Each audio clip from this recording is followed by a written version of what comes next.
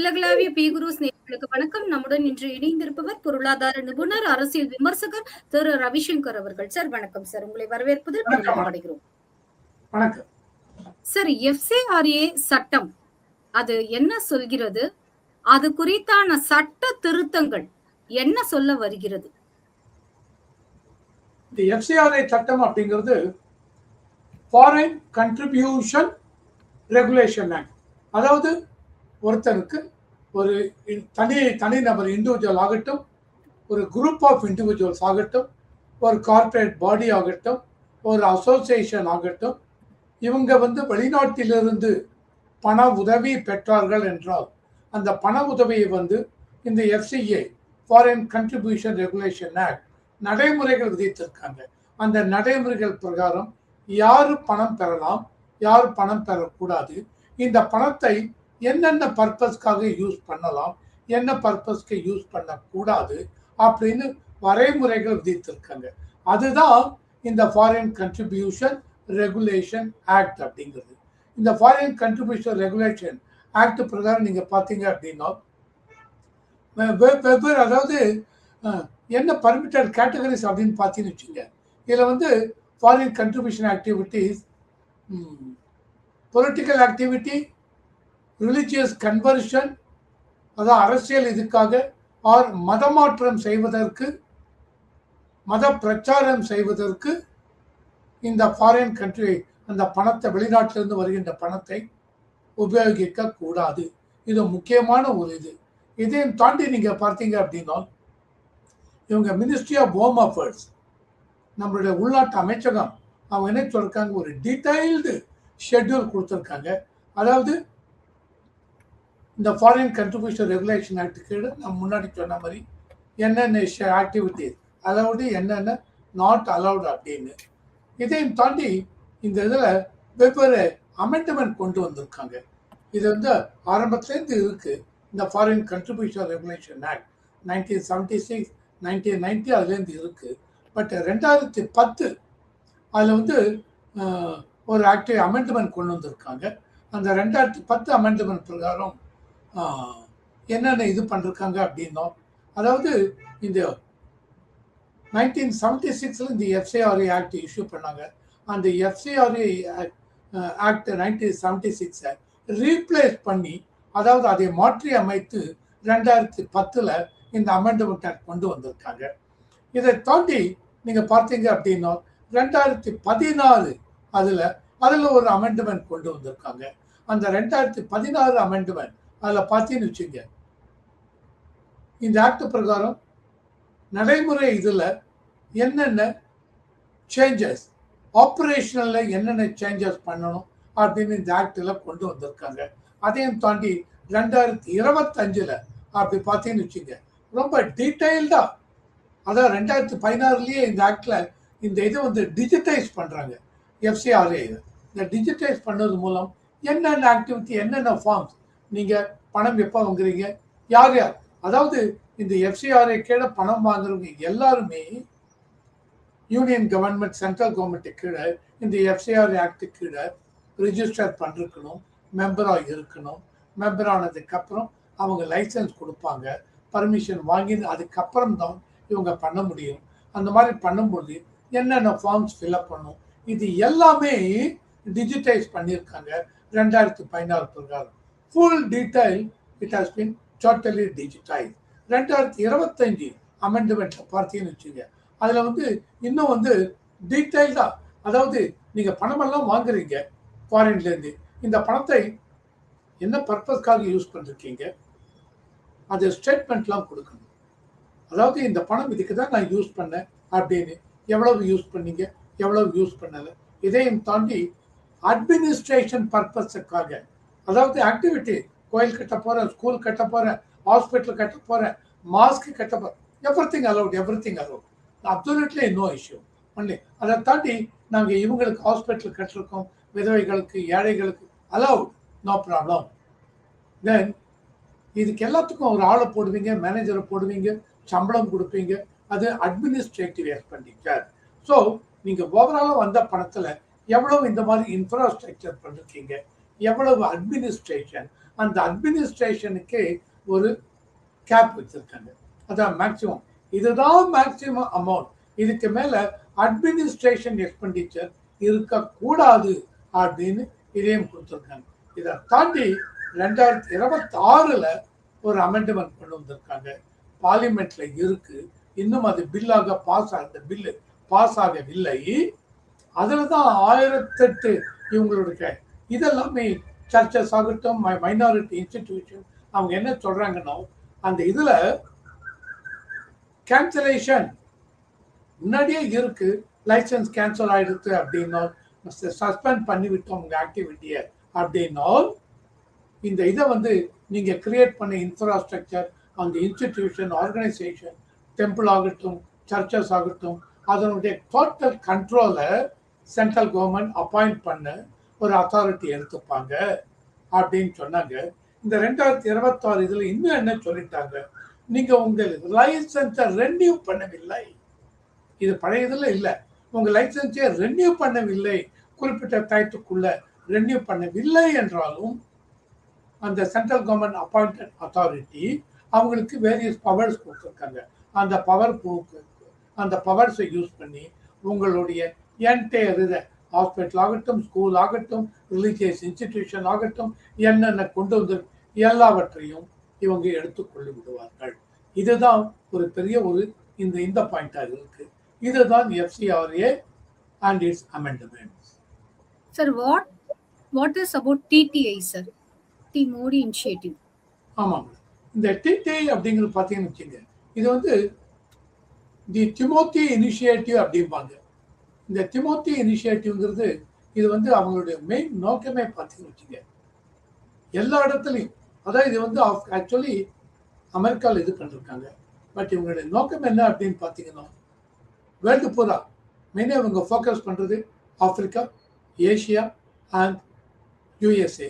இதில் எல்லா இடத்துலையும் இவங்க ஒரு திருச்சபை, இவங்களுடைய கிறிஸ்துவ மதத்தை சார்ந்த திருச்சபை அதை உருவாக்க வேண்டும் அப்படின்னு இது பண்ணிருக்காங்க. இது வந்து ஆக்சுவலி இந்த தி டிமோத்தி இனிஷியேட்டிவ் அப்படிமா, இதை தான் TTIன்னு இங்கிலீஷில், தி டிமோத்தி இனிஷியேட்டிவ். அந்த டிமோத்தி இனிஷியேட்டிவ் அமெரிக்காவை சார்ந்த ஒரு இன்ஸ்டிடியூஷன்.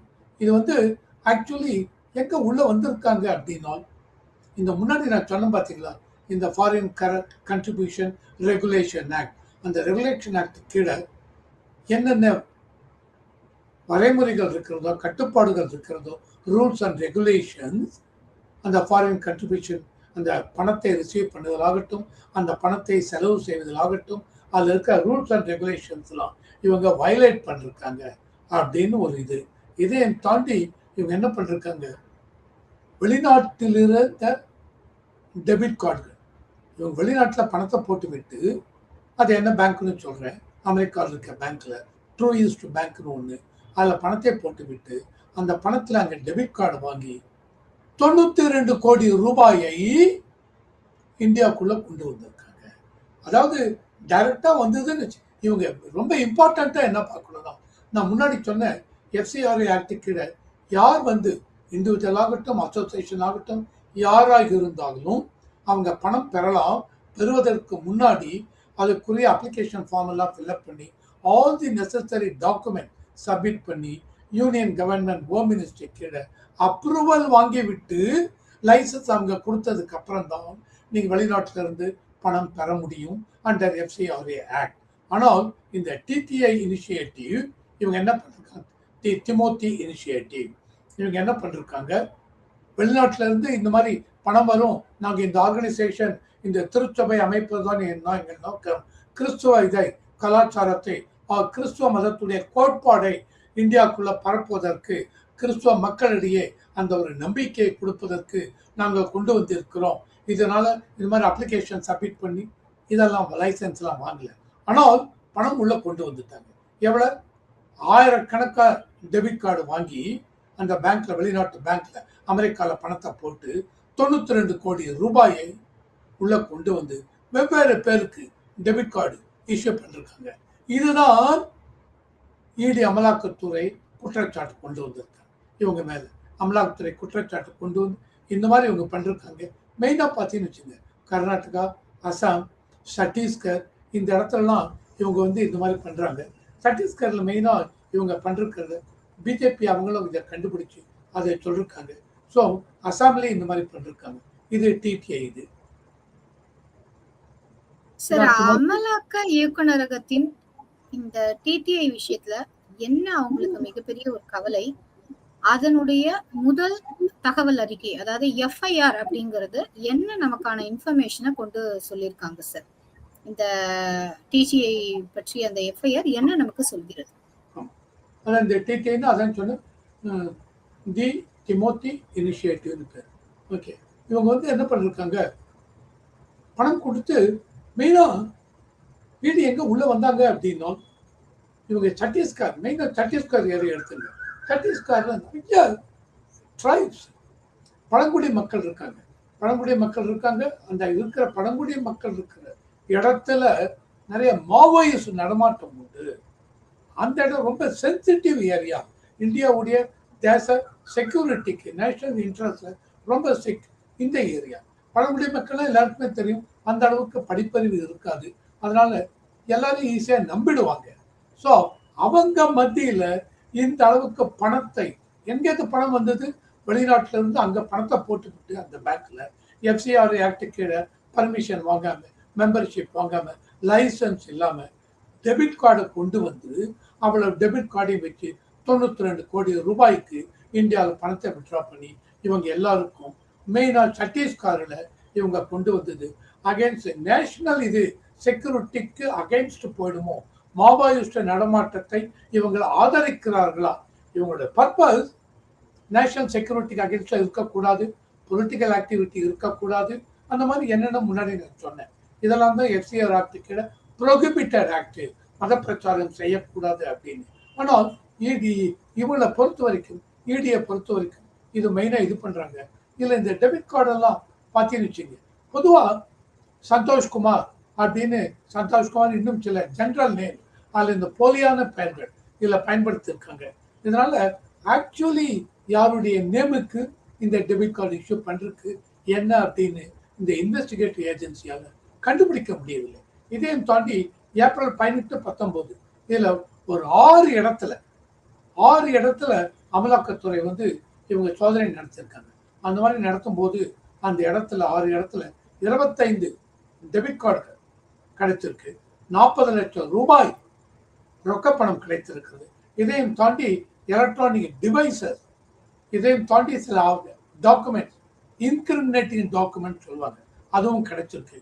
இதுல வந்து பெங்களூர்ல வந்து சேர்ந்த மைக்கா மார்க், மைக்கா மார்க் ஒருத்தர், அவர் வந்து பெங்களூர் இன்டர்நேஷனல் ஏர்போர்ட்ல அவரை அரெஸ்ட் பண்றாங்க. அரெஸ்ட் பண்றச்ச அந்த அரெஸ்ட் பண்ணி அவரை உள்ள வச்சு விசாரிக்கிறச்ச அந்த விசாரணையின் போது அவர் கொடுத்த அந்த முக்கியமான இதெல்லாம் இருக்குங்களே, அதுதான் இந்த வழக்கிலேயே ஒரு பெரிய டர்னிங் பாயிண்ட். அவர் என்ன பண்ணிருக்காங்க, அவர்கிட்ட மைக்கா மார்க் பெங்களூர் இன்டர்நேஷனல் ஏர்போர்ட்ல பிடிக்கிற அவர்கிட்ட 24 வெளிநாட்டு டெபிட் கார்டுகள் இருக்கிறது. இதையும் தாண்டி இவங்க என்ன பண்ணிருக்காங்க, இந்த டாக்குமெண்ட், இந்த எவிடன்ஸ் இதெல்லாம் அழிக்கிறதுக்கு இவங்க வந்து ரொம்ப ட்ரை பண்ணிருக்காங்க. அதையும் இந்த எஃப்ஐஆர்ல இது பண்ணிருக்காங்க. இதை தாண்டி இந்த ஃபைனான்சியல் டிரான்சாக்ஷன் நடந்திருக்கு இல்லையா, அதெல்லாம் ரெக்கார்டு இருக்கு. அந்த ரெக்கார்டெல்லாம் பேக் எண்ட்ல போய், சர்வர் பேக் எண்ட்ல போய் அதையும் டெஸ்ட்ராய் பண்றதுக்கு இவங்க முயற்சி பண்ணிருக்காங்க. இது எல்லாமே இந்த தி டிமோத்தி இனிஷியேட்டிவ், ஓகே, அந்த இன்ஸ்டிடியூஷன் பேர்ல டோட்டலி இவங்க எஃப்ஐஆர் ஃபைல் பண்றாங்க தி டிமோத்தி இனிஷியேட்டிவ் மேல. அதையும் தாண்டி அந்த அமைப்பை சார்ந்த ஜோனாதன் எஸ் ராஜன், அஜித் வர்கீஸ் மத்தாய், மைக்கா Mark, Supreme Joy and Varghese Chacko, இதையும் தாண்டி பாப்லு குர்மி அப்படின்னு 6 பேர் மேல இவங்க வந்து இந்த மாதிரி சார்ஜஸ் ஃப்ரேம் பண்ணும். இதுதான் ஈசியுடைய மெயின் இது. சார், இதுல அனுமதிக்கப்பட்ட செயல்பாடுகளை தாண்டி தடை செய்யப்பட்ட செயல்பாடுகள்னு என்னென்னலாம் சொல்றாங்க? நீங்க சொன்னீங்க ரிலிஜியஸ் பிராக்டிஸ், உங்க மதத்தை மாற்ற முயற்சி செய்யக்கூடாது, பிராக்டிசிங்கிறது வேற, பட் ஃபோர்ஸ்ட் பிராக்டிசிங் அப்படிங்கிற ஒன்று இருக்கக்கூடாதுன்னு சொன்னீங்க. இதை தாண்டி வேறு என்ன மாதிரியான தடை செய்யப்பட்ட செயல்பாடுகள் இந்த எஃப்சிஆர்ஏ சொல்ல வராங்க? தடைப்பட்ட செயல்பாடுகள், செய்யப்பட்ட மனிதர்கள், அதையும் கூட நான் சொல்லலாம். தடைப்பட்டுள்ள செயல்பாடுகள் இதான் சொன்னேன். எல்லா ஆக்டிவிட்டியும் அண்டர் தி ஸ்கை, எல்லா ஆக்டிவிட்டியும் நீங்க பண்ணுங்க. கோயில் கட்டுங்க, மசூதி கட்டுங்க, சர்ச்சஸ் கட்டுங்க, எல்லா இடத்துலையும் எங்கெங்க இருக்கும் உங்க பேரில் இருந்தால் அதை கட்டுங்க.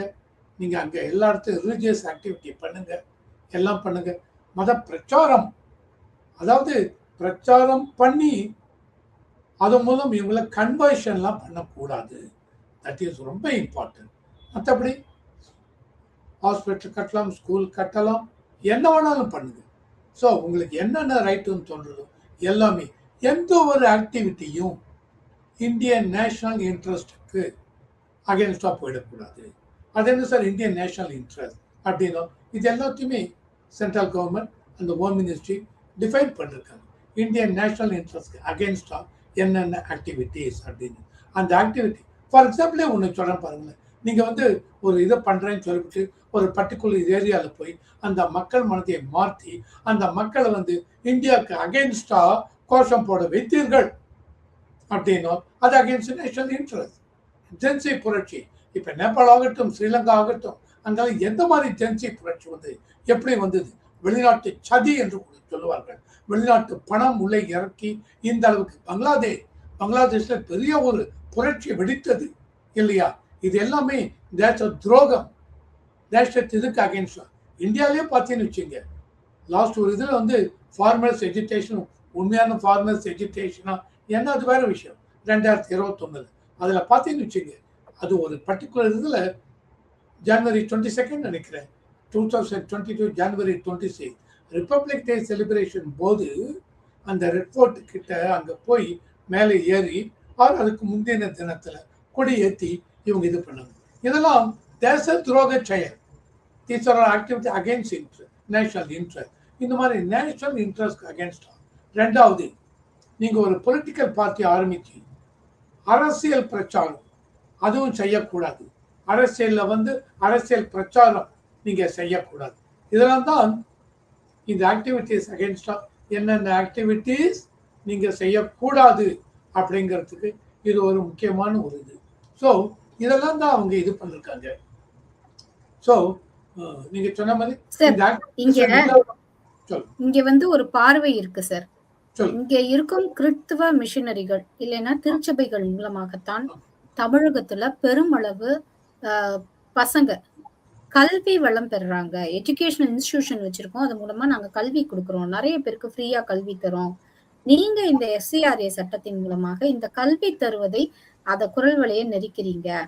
குறிப்பா இந்த மாதிரியான எஃப்சிஆர்ஏ சட்டத்தின் மூலம் நாளைக்கு சர்ச்சுகளும் மசூதிகளும் மூடப்படும் அபாயம் நேரும் அப்படிங்கிற ஒரு விஷயத்த தொடர்ந்து நிறைய பேர் பேசி வராங்க. குறிப்பா இதற்கான போராட்டத்தை கூட முன்னெடுத்திருப்பதாக வழக்கறிஞர் திமுகவை சார்ந்த எம்பி வில்சன் அவர்கள் சொல்லியிருக்காங்க.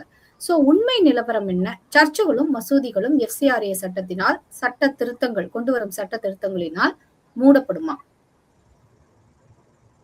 மூடப்படாது. அது முதல்ல நான் சொல்லிடுறேன். ஏன் மூடப்படாதுங்கிறது அப்புறம் வரும். இந்த சட்டம் ஏதோ முன்னாடி சொன்னேன், என்னோட ஆரம்பத்தில் ஆரம்பிக்கும் பொழுது இந்த ஃபாரின் கண்ட்ரிபியூஷன் ரெகுலேஷன் ஆக்ட்ங்கிறது என்னமோ பிஜேபி பீரியட்ல 2014 கொண்டு வந்தது இல்லை, 1976 இருக்கிறது இந்த சட்டம். இதையும் தாண்டி 2010 யூபிஏ பீரியட்ல இந்த சட்டத்தை அமெண்ட்மெண்ட் கொண்டு வந்தாங்க 2010. அதுக்கப்புறம் 2016 அதையும் முன்னாடியே சொல்லிட்டேன், பிஜேபி பீரியட்ல அமெண்ட்மெண்ட் கொண்டு வந்தாங்க. அந்த அமெண்ட்மெண்ட் பிரகாரம் all the relevant document everything in the activities under FCRA digitize பண்ணிருக்காங்க. தென் 2025 26 தான் இது கொண்டு வந்தது. என்ன, நீங்க ரெனியூ பண்ணவில்லை என்றால் குறிப்பிட்ட நேரத்துக்குள்ள ரெனியூ பண்ணணும். ஃபார் எக்ஸாம்பிள், அடுத்த மாதம் ஜூலை 31 ஒரு லைசன்ஸ் உங்களுக்கு டியூ ஆகுது, ரெனியூ பண்ணலை, உடனே ஆகஸ்ட் 1 எடுத்துருவீங்களா? இல்லை, முன்னாடியே உங்களுக்கு நோட்டீஸ் கொடுப்பாங்க. அதையும் தாண்டி நீங்க பண்ணவில்லை, ரெனியூ பண்ணலாம், நீங்க சொல்லணும். என்ன சொல்லணும் அப்படின்னா, சார் எங்களுக்கு இந்த காரணத்துக்காக ரெனியூ பண்ண முடியல, கிவ் அஸ் கிரேஸ் பீரியட் சொல்லணும். அதை எடுத்துக்கொண்டு கண்டிப்பாக கிரேஸ் பீரியட் கொடுப்பார்கள்.